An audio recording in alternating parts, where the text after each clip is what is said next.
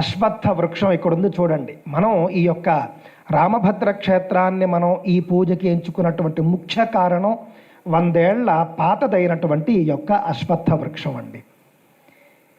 ఈ అశ్వత్థ వృక్షం యొక్క మహత్వాలు 2. మొట్టమొదటిది మహావిష్ణువుకి ఆవాసం, అది సాక్షాత్తు మహావిష్ణు స్వరూపం.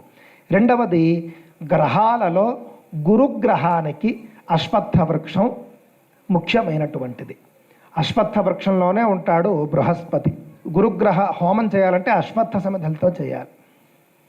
అందువల్ల ఇలాంటి అశ్వత్థ ఛాయలో మనం గురు పూజ చేసుకోవాలి. మహావిష్ణువు ఉంటాడు, దేవగురువైనటువంటి బృహస్పతి కూడా ఇక్కడ ఉంటాడు అనేటటువంటి ఉద్దేశంతో ఇక్కడ మనం ఈ యొక్క కార్యక్రమాన్ని చేయడం జరిగింది.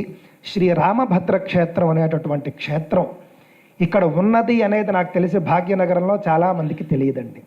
చక్కగా సంప్రదాయంగా సీతారాముల ఆలయాన్ని కట్టుకొని శ్రీమాన్ పండరి సంతోష్ కుమార్ గారు, నాకు చాలా ఆప్తులు వారు చక్కగా రాముణ్ణి ఉపాసన చేసుకుంటూ ఈ చిన్న స్థలంలో వారు ఇంత మంచి ఆశ్రమాన్ని కట్టుకొని సంప్రదాయ రీతిలో వారు అన్ని పూజలు, అన్ని ఉత్సవాలు అన్నీ చేయించుకుంటూ ఉన్నారండి. ఇలాంటి ఒక క్షేత్రం మనకు తెలియదు అనంటే మన యొక్క అజ్ఞానం, మన యొక్క దురదృష్టం. అందువల్ల మీ అందరికీ ఈ క్షేత్రాన్ని కూడా పరిచయం చేయాలి. ఇంత గొప్పదైనటువంటి రావి చెట్టు రామభద్రుడు 2 కూడా ఉన్నాయన్నమాట అండి. ఆ మధ్యలో మనం నేడు గురు పూజ మనం చేసుకున్నాము.